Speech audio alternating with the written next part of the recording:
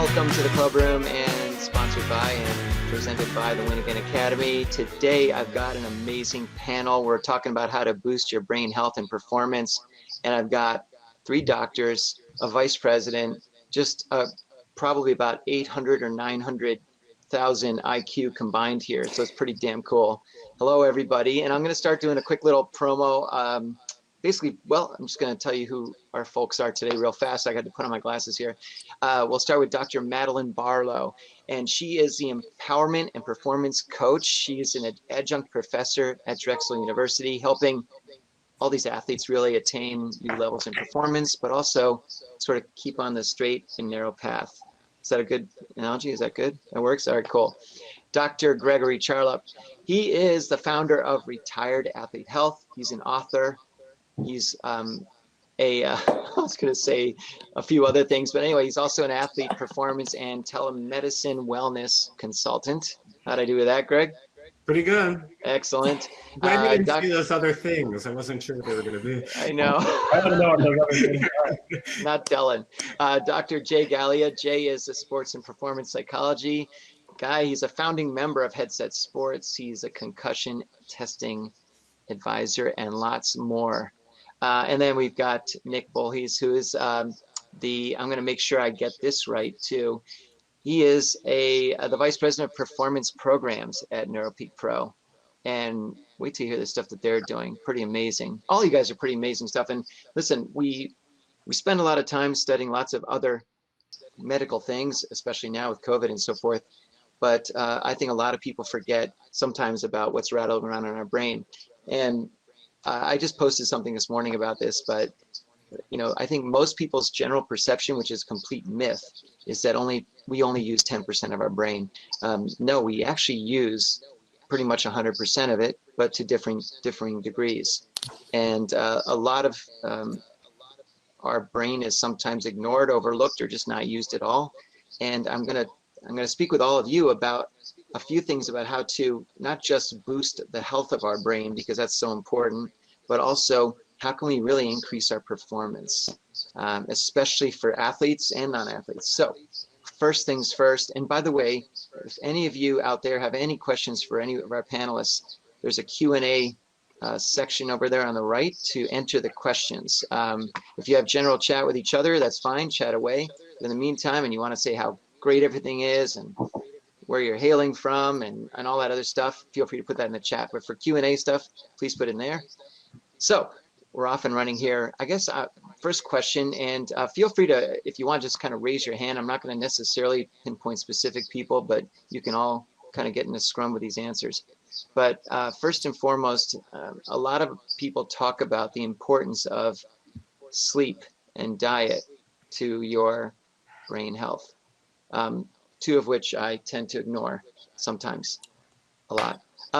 But why don't we start first with sleep? And I'm going to specifically ask Dr. Greg to chime in on this one here, because there's some people that say that they can perform at a level like this with just a few hours, and other people require. How do you advise people? Like, is there a magical number, or is it more dependent on the person? Yeah, thanks. Thanks for having me on, by the way. Of course. This is a cool event. Yeah. And I'm glad you picked on me for the sleep thing, because this is actually one of my favorite topics. So, I get a little excited about it. But of all the things you could do for your health, arguably sleep is maybe one of the best. And as a society, we've kind of glamorized sleep deprivation. You've got all these people running around and like, yeah, like I only slept 4 hours. Like I'm so tough. I stayed up late working. I got up early, and they're skipping out on their sleep, and it's almost like a badge of honor. And I tell you, that's a big mistake.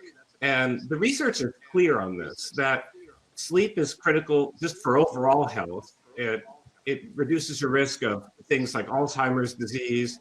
It reduces your risk of cancer. It reduces your risk of heart disease. You live longer when you get enough sleep. For athletes, which is our topic today, it's also clear that sleep improves athletic performance. There have been lots of studies in different sporting events, and when you get enough sleep, even sometimes if you get extra sleep, you can actually juice your performance by getting extra sleep. Runners can often run faster, people have more endurance, people can jump farther. people in tennis serve more accurately. So it improves athletic performance as well. And in terms of how much sleep you should get, the data is actually really clear in this too. Almost every single person needs at least 7 or 8 hours of sleep. This is just the truth. You run into all these people that say, oh, I only need 4 hours, 5 hours. They're wrong. The number of people that need that little sleep, it's like 1% of the population. But probably like half the people you run into, say they only need that. It's like you ask people like, are you above average or not? When your intelligence or speaking skill, everybody says I'm above average. Everybody can't be above average. Same with sleep. You almost certainly need 7 or 8 hours of sleep. Got it. That's great. So, Jay, what do you think about that? I noticed that with a lot of the athletes that I work with, the same kind of thing that Greg is mentioning right now. For whatever reason, I don't know how society has come this way, but there seems to be a gamification of being able to do it with less. We're noticing things like focus. We're noticing things like being able to reduce anxiety and stress, all related to being able to sleep. I'm sure many of you have heard of this new device that's out called Whoop. Whoop is something that's being used by tons of teams right now, the professional and even the minor level, to help educate both coaches and athletes on the value of sleep. And I don't know if they've done any research on this, but I know a few athletes that simply by changing their sleep patterns, we're noticing a large reduction in anxiety and stress, which with our program at Headset is now helped increase their focus. So simply being able to regulate how you deal with stress, how you deal with emotional turbulence, shall we say, especially during these times, is increasing focus and the ability to persevere. Hey, so Madeline, when you're speaking to some college-age students, especially the younger people, the younger generation, they spend a whole lot of time doing this stuff, and usually right up until the moment they sleep, and then they wake up looking at it and so forth. But I know that you're really, a lot of what you'd like to talk about is calmness, calm. How do you suggest to people that they kind of lay off that stuff or lay off of it before they go to sleep and when they wake up, or what's your advice on that? Sure. So I can't lie about this because lying is bad. I will say that I am one of those people on my phone until I go to bed, but I cognitively know that that's not something I should be doing. So this, even for me, it has been a challenge. It's been a challenge to change that habit, and that's really what it has become. So the way I do go about this, though, with my current athletes and those that are like me after sport, is really about building or creating the healthy habits that work for you. And so I'm actively trying to pursue this habit. It's a challenge, and that's okay. But it's really about consistently showing up for myself. I've also been adding in other habits at bedtime that have been useful for me and that I feel really good about so far. Like a nightly meditation is something that I've been doing every day consistently. I've also been self-practicing with Reiki. If anyone knows what Reiki or energy healing is, that's become a part of my daily practice too. So right now, those are the tools that I'm using in an attempt to replace my bad habit of being on the phone. Because really we need to find a replacement. It's not about just saying, okay, just put the phone away. It's, well, what can I replace that with so that I can really rewire myself to recognize this is the habit that is going to benefit me at that time. That's awesome. So Nick, as part of Neuropeak Pro, and that you work with a lot of athletes there, do you find that do they listen to you guys if you say, listen, you're going to need to get a little bit more sleep to do blank? I mean, who can actually get through to them, or can you guys get through to them because they see the results? How does that work? Yeah, I would say, well, one, Dr. Barlow, as long as she throws on those orange glasses right before bed to block out the blue light, that'd be another good thing to try. I wear those. I need to try them. Yes. Send me some recommendations if you have any. A million times. Okay, cheap. Cool. I think a lot of this does boil down to, though, Mark, to how bad do they want it? Yeah, there's obviously some athletes, they have this insatiable desire to do whatever it takes to be the best. So yeah, we can give them a suggestion, probably with very little data to back it up, and okay, boom, they're doing it.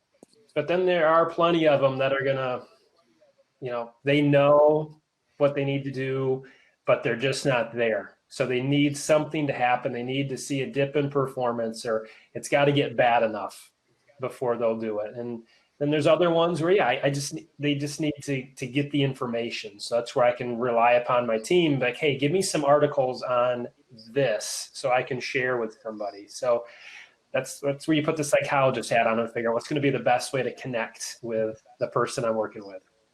So I guess the question, and I'll ask all of you then, or whoever wants to chime in, that people say, well, if it should be at least maybe 7 or 8, but then I think what I've read, so you can educate me on this, is that it's sort of there's different chunks of sleep that are, and some are more important than others. And I think it's, so what is the most important part of the sleep? Is it the tail end? Is it the middle? Is it the start? Go ahead. Yeah, Greg? Well, so it's interesting. I mean, we've all heard that there are these different stages of sleep. Yeah. There's this light sleep, but then there's this deep, it's called deep non-REM sleep, where you're not really dreaming, but it's very deep restorative sleep. And then there's REM sleep. And so it turns out that we do these things at different times of the night. You cycle through them, but you tend to focus some parts of your night more on the deep non-REM restorative sleep, and you spend part of the night more on the REM sleep. Mm-hmm. And so the trouble is that when you shortchange yourself sleep, you don't even necessarily evenly cut out the sleep. You may be actually losing more of like the non-REM restorative sleep, which recharges you and helps with your memory and helps with your performance, or you may be cutting out the REM sleep, which helps with your emotional regulation and creativity and things like that. So it's interesting. Everybody thinks sleep is just sleep, but it's actually not. Like, your brain is doing different things at different times of the night.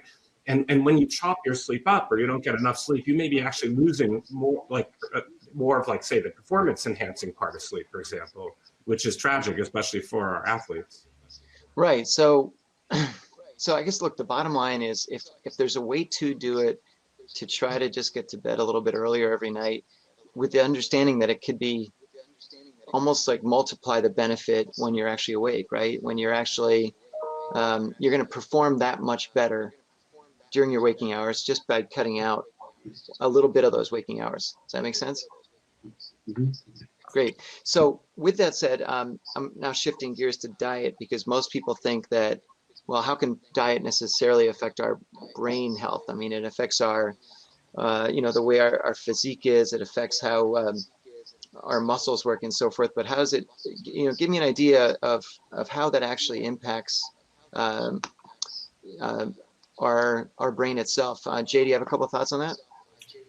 Well, diet is a real touchy subject with a lot of athletes. I noticed that with our experience with dealing with higher level athletes, there's lucky food. And lucky food is things that help them feel good. It's a routine we've been in for a very long time. To kind of piggyback on something that Nick said a few minutes ago, you almost have to find that sweet spot in a positive way to address the subtle changes you might need to make with an athlete when it comes to diet. And it's almost like you have to hope that you can get them at an early stage before they've hit that, say, rock bottom, where they've had a dip in performance, where they say, okay, now I'll try anything, tell me what to do. You're hoping to find that in between where you can, in some way, shape, or form, educate them in a positive way, that where you're at performance-wise, we can take you to another level. Some of the athletes that I've had the opportunity to work with, like cyclists, triathletes, it's amazing to see these people in action when it comes to talking about diet and food and hydration. They're like baby scientists. A few years ago, we had an expert from Gatorade come on out to one of the teams I work with and make a presentation on the new products that Gatorade was coming out with at the time. So it was pre-workout, during workout, post-workout regimen. And this poor lady sat in front of these professional cyclists that travel all around the world all year long competing. And watching her field questions on all of the supplemental issues and elements of Gatorade alone, this poor woman looked like the last scene of Scarface with bullets she faced. And she came out of this talk, and I mean, the poor woman was just like sweating. And she said, you know, for 25 years of my career, we've just been begging athletes to drink. I've never faced this many questions ever from little scientists. So there's a lot that can be said about education and who are you educating and at what level of the performance are you having to educate them when we're talking about diet. That's great. Anyone else? I think it's an investment too that they have to decide whether or not they're going to make. When I started to work with teams, now I've been in a lot of locker rooms, a lot of training rooms, so I just assume these are pro sports teams. They got to be doing the best of the best. But there's this wide range of really, really good, and then like, are they even trying? And I think a lot of it's, what does the organization value, and are they willing to make that investment? So the individual can make that choice too. Like, hey, is this important enough for me? It should be. I mean, it's the fuel for your brain. So what you put in is going to fuel you in your performance. So like you said, there's really, I think, three things that are going to get you the most out of performance. It's nutrition, it's sleep, and it's exercise. Well, they're athletes, but they're all exercising for the most part, I hope. So it's the nutrition and the sleep. And it's, if you put forth the effort, make a little investment, I think that's a competitive advantage that can still be gained, because there's not everybody's doing it perfect yet. That's great. I would add diet is that the cool thing is there's some new technology now for diet, which we didn't have before. I mean, everybody said, you know, everybody knows like you should eat your broccoli and you should lay off the Snickers bars. But now there's some pretty cool stuff. There are these things called continuous glucose monitors, for example. It's a little teeny wire, you bury it under the arm and your skin, and you're able to see in real time how your body is reacting to food. And the way your body reacts to food may be different than the way my body reacts to food. And so we now have the ability to actually create customized dietary recommendations specifically for you that work for you and may not work for me, that could really optimize performance and health. And I think that's one of the really exciting kind of new things down the pike that have come out with regard to diet. Well, it's really interesting because a lot of us, I think, are sort of limited in our diet based on what we actually like to eat. And, you know, I think a lot of people will say most or a lot of healthy foods tend to maybe not be, like, I'm not really sure how anybody can stomach kale, but apparently lots of people do. Or other things like cooked carrots and Brussels sprouts and other things that are probably fabulous for you, but quite frankly, unless you dip them in a couple gallons of butter, which, you know, is probably defeating some of the purpose. But I guess the next question is, Madeline, you know, how easy or hard is it for someone to put together some just a basic diet that they can follow, do you think? Sure. So I will say this, you know, diet isn't my expertise, but what is the relationship I have with our sports dietitian at Drexel. We work really closely together, and that collaboration has been so essential to putting together nutrition and the mental side of sport. And as Greg said, you know, the individual differences are so important to recognize. One thing isn't going to fit for everybody. So being able to recognize that or understand that is so important. So really working with a sports dietitian or other individuals that focus on this is key, because food is fuel. Fueling for performance in this instance is what matters. And so it may involve reframing a lot of your beliefs or ideas around food, especially as a society, you know, it's put out there, eating or dieting for aesthetics. But when we're talking about for performance, that's going to be different. It's going to look different. So getting as much information as you can from the appropriate people is essential. Well, it's funny you mentioned performance earlier, because I do want to jump to that a little bit, especially as it ties in with the brain. And, you know, one of the things that I learned sort of a couple months ago, and I believe it was Jay, you and I were talking about this in our previous episode, but the whole notion of visualization. Oh my God, need more coffee or not, visualization. But the whole concept of seeing something in advance and making it and willing it to happen that direction. And it's often used in athletics and sports, but I believe it can be used in almost anything, whether you're about to, as crazy as it sounds, rake the leaves. If you visualize that in advance, you may be able to perform it better and that sort of thing. But Jay, talk to me a little bit about visualization. Well, to piggyback on some of the things that both Madeline and Greg mentioned a few minutes ago, what I notice in my practice is athletes are very visual.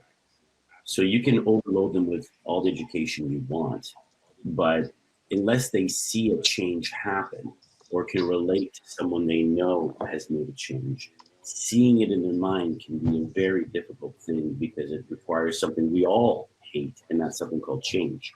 Mm-hmm. So being able to see something can really help with that change. Putting that into the context of discussing visualization, when you're working with different level athletes, we all understand what it is that visualization can do for you, but putting it into practice, again, if I can't see it, it can be something hard to do. So one of the easiest things that, again, we talk about with our program at Headset, we talk about what is visualization going to do for you?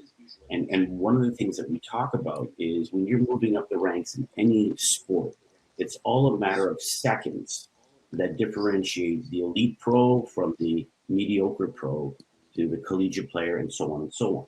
The game doesn't change no matter what these athletes are doing, whether it's playing football, soccer, hockey, baseball, the game's the game. The question is, can you make a little bit of a change in speed of reaction?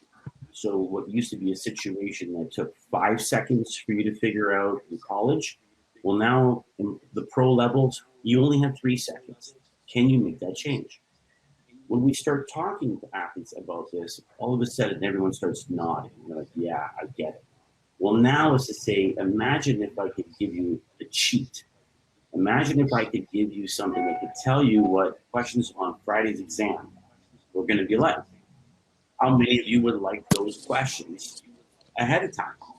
And all of a sudden, everyone's hand goes up and they laugh. And they're like, yeah, that'd be kind of cool, whatever. I'm like, okay, this is how we're going to do it. Let's play the game right now. Right. And all of a sudden, they start buying in and they start looking at you like, what's this guy all about? What's he talking about? And you can break it down.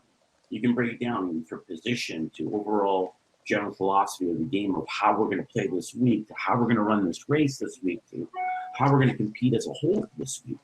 And all of a sudden, that gets the mind moving. And they can take those little frames, those little snapshots, those little baby movies that we talk about in visualization, and really contextualize them for every athlete so that he or she can specifically apply that little movie to what they're doing Friday night, Saturday night, Sunday afternoon. And that's how we start implementing the use of visualization rather than just saying, okay, everybody, close your eyes and picture you're scoring a goal or you're getting a touchdown, right? So if we can create a vision for them to understand visualization, that's where we found the most success. Wow, that's really cool. That's great. Nick, what do you, is that something that you guys work on over there, or is it not as much part of the thing? Or tell me a little bit about that on your side. Yeah, so no, really, we're trying to rewire the brain more or less. So I leave the visualization and those types of things to a guy like Jason and say, hey, those types of things that you're working through will be more effective if your brain's firing well. Because if you have an athlete who is stressed, they can't visualize like they should. They cannot put themselves, because they're so rigid. They're stuck almost in a fight or flight state. So if I can get them to relax, now those types of tools become so much more impactful. So it really goes, get the neurology better first, get the brain, the neurons firing like they should. Now let's implement these techniques and they will be far more beneficial. Well, it just sounds like, and it's a process, but it's like any other process where if you sort of start off by making sure that your sleep, diet, and exercise are all in sync, and then you get the brain more relaxed and not stressed out. And look, we all know there's all kinds of things coming at us that can get us stressed out, especially today. with all kinds of things happening around the planet and around us. But, one of the things that lots of people say is the whole notion of, look, don't stress over things you can't control. Only worry about what you can. That's sometimes easier said than done. But it's, again, with the brain and our health and our performance as it follows, it's that process of making sure sleep, diet, exercise, then making sure you're in a relaxed state so that some other things that can impact the brain can really kick in. Does that make sense? I see some nodding heads. I love it. The way I would look at it is we all have this baseline level of stress that we carry around. And then there's certain people, if you look at their brainwave activity, their brain's just inherently more stressed. So again, our goal is to bring it down. But then if you think about, if you're depriving your brain of sleep, well, you're adding more stress. If you're not eating well, you're adding. So then all these things you're choosing to do that are bad for you have raised your level to this. Now you have to go athletically perform, and now it's way up here. Where if you are working the opposite way and you've brought your baseline stress down to here, now you've got this huge buffer or cushion. When you're performing in that moment, you're not going to crack under pressure because you've built up these reserves. So that's what I try to have people visualize is, what are you doing to either raise or lower your baseline stress? Know that environmental stress will come. And that usually resonates with folks to think about it that way. I'd love to add on to what Nick just said there, because I totally agree with him. And I think that he makes a really important point. And particularly with regard to sleep really helps your ability to handle stress. And, I don't know how many people out there have kids. I've got kids. And if you've all been through the experience that you let your kids stay up later than normal, and for a while, like, they're really happy, maybe they're staying up late or if it's a party or a play date and they're bouncing off the walls and everything is like the greatest thing in the world. And then you're like, okay, it's time to brush your teeth. And the next second, there's this huge meltdown, and they're on the floor collapsed because they don't want to brush their teeth. The reason why they have that big swing between excitement and collapse is because they're tired. They're sleep deprived at that moment. And so they don't handle the different situations well. And, you and I may not collapse on the floor when we have to brush our teeth, but it's the same kind of idea that we have trouble dealing with adversity when we're not well rested. Oh, that's great. So with that said, shifting gears a little bit to the comment I made earlier about, some people think we only use 10% of our brain, and it's quite possible I sometimes only use 10% of my brain. But how do we activate some of those parts of our brain that we're not using? In other words, an athlete, for example, or even a non-athlete, when they're so focused on a task at hand, it seems like that's only really utilizing or really sort of leaning on a certain part of our brain. What can we do to really activate those dormant parts? Who wants to raise their hand? Jay? Sure, under the bus I'll go. I will say this. I think one of the keys for activating different parts of your brain as it relates to sport performance rests in a topic that a lot of athletes find uncomfortable and coaches find uncomfortable that I bring up in discussion, and that's practicing mistakes. What we've learned over the years is that with brain activity and brain science, anytime we change up the routine of things that we do on a day-to-day basis, it stimulates different parts of our brain. What we notice with a lot of athletes and a lot of old school coaching is we practice the same thing, same way every day. Now, that provides a lot of calm and anxiety reduction and stress reduction, as Nick is saying. But the problem is in sports is all about making mistakes. And how do you respond to mistakes? And we very rarely practice making a mistake and responding to it. If we're talking about developing more of an active brain and stimulating different parts of our brain, one of the things that some of the best coaches do is they create problem situations.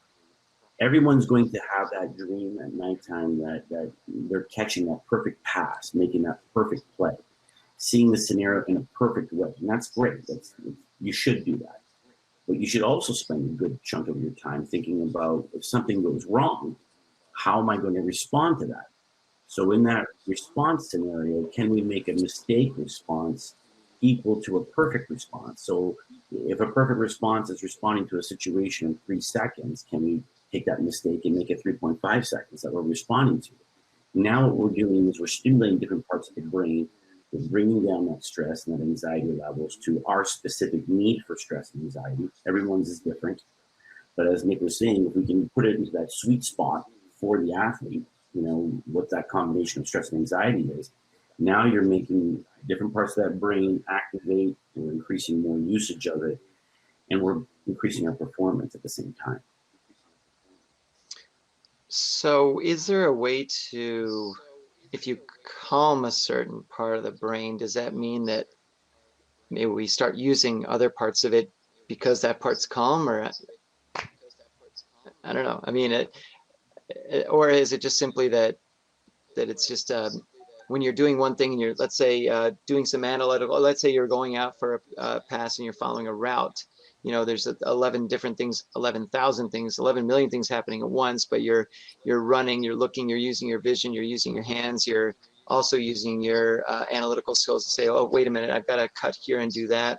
I mean, there's a lot of stuff going on at once. And same thing with a golf swing where, you know, I've taken a few lessons where the teacher will say, well, do this throughout each part of your swing, think this. And it's just so much that I'm just like, screw this. And I just go up there and whack it. And it makes me feel a lot better when I do that instead of paying attention to the lessons. But, you know, Greg, what's your advice on some of that? Is it something where there's going to be a point where you just try to minimize everything that's going on in there to perform better? Or is it something where you should be keeping track of everything? What do you think? Well, I'll tell you, one of the big things I think is important is you want to develop habits. And Jason was kind of talking about this, you know, as much as you can do on autopilot, the better, because it lowers your cognitive load. You know, there's just a certain amount that your brain kind of actively handle at one time, and you get overwhelmed. So like in your example of the golf swing, an expert golfer is doing all of the things your coach told them to do. They're not thinking about it. It's automatic. So they're doing every single thing right, but there's no sort of conscious effort. So their cognitive load, the stress in their brain is very low. And so it's easy for them. For people that are doing something for the first time, the cognitive load is very high because you have to remember a bunch of different things. So my advice is, you want to make things as much a habit as possible, especially good things, you know, and Madeline was talking about this earlier. If you develop good habits, the stuff you want to do, and you do those regularly, you don't have to think about it anymore. Like you don't think about brushing your teeth, you know you have to do it, and you just do it every day. But at the same time, I agree with what Nick and Jason were saying, is you do need to mix things up. So the goal, I would say, and the sweet spot would be, you have as much as possible on autopilot, but every now and then you throw in something new and then you deal with that. And that way, the only thing you have to focus in on is the new stuff, and the rest of it is routine. Oh, I like that. Hey, so Madeline, real quick, especially with college athletes, you know, and I keep on picking on them because that's what you're involved with over at Drexel. But, you know, do you find that, do they overthink things, or do they kind of let that muscle memory kick in? You know, I would say initially almost 100% of them overthink. That's just how they show up. If they show up in my office, that's usually part of why, that things are going. And so part of my role, or the way I work with them and support them, is to simplify it, break it down. You know, certain examples that aren't sport related for other areas of life. So I played the piano for many years, and you don't learn a song with both hands at once. You learn the left hand, you nail the left hand. Okay, you learn the right hand, you nail the right hand, you add them. Same with something like dancing. I've taken up a certain style of dance over quarantine. It's been amazing and fun, but I never realized that my body could move in that way, because as a swimmer, I was used to floating and being supported by water. So not very coordinated. But, you know, I had to start with the feet, the footwork first, and really get it down and practice it consistently before I could try to add in these arms, because it would just look like a weird float. You know, those floaty things that look like this that they have out in front of certain stores? Yeah, like that's what it showed up as, because I wasn't getting that muscle memory down yet. I didn't have it fully, and I couldn't really tune in to all those different things at once. So I do feel it's similar with sport and specific athletes, to see how you can simplify it, create certain habits. But of course, we want to challenge ourselves as well. Don't keep it too simple or too easy, because then you're never really reaching for anything. But I feel it is best with certain skills to just break it down, really master it to whatever extent you feel you need to before you add in the next that's a level. great answer. So you've all been fantastic. I want to make sure we have some time to jump back to the room and mingle around a bit more and I want everybody to get a chance to get to know you guys, because you're all fantastic. But just to tie together some not loose ends, but just some takeaways. Obviously, sleep, diet, exercise, critical. The concept of visualization is important. The idea of having a relaxed as much as possible brain is going to increase everything's performance and so forth. But is there, maybe if each of you want to offer up one more piece of advice that the people participating and the future listeners can really run with, or if they can do themselves to really help their brain health and their performance. Is there one thing you'd like to offer first? Volunteer? Anyone? Sure. Okay, go for it really quick. So I know I mentioned it before, and last time I was on with you, Mark, I spoke about it as well. But that really, for me, has been meditation and teaching meditation. But it can be in different ways. It doesn't always have to be this seated meditation practice. And the purpose of this, for me, really is about focus. So noticing when your mind wanders, because that's natural. We're human, and that's what's going to happen. But the key is consistently noticing, oh, my mind has wandered. Let me bring it back right here, right now, to the breath, whatever you're focusing on. Maybe you're doing a walk, bringing it back to the feet. But it's really about noticing that it's wandered, bringing the attention back to where you want it to be, and the consistent practice of that. Okay, good. Greg? I actually agree. And the thing I would add to that is I'm not a meditator, even though I believe it's very important, and I encourage people to do it. Or even Arnold Schwarzenegger is talking about how important it is. And if a big guy like that could do it, we all should be. So that's actually in my to-do list for this year. But the thing that I would agree that's similar to meditation is the practice of mindfulness and gratitude. And this I'm a big believer in, and it's easy to do, and it really, really helps. And so before bed every night, my family and I, we always go through and we say, what are the things that happened today that we were happiest about or we most appreciate?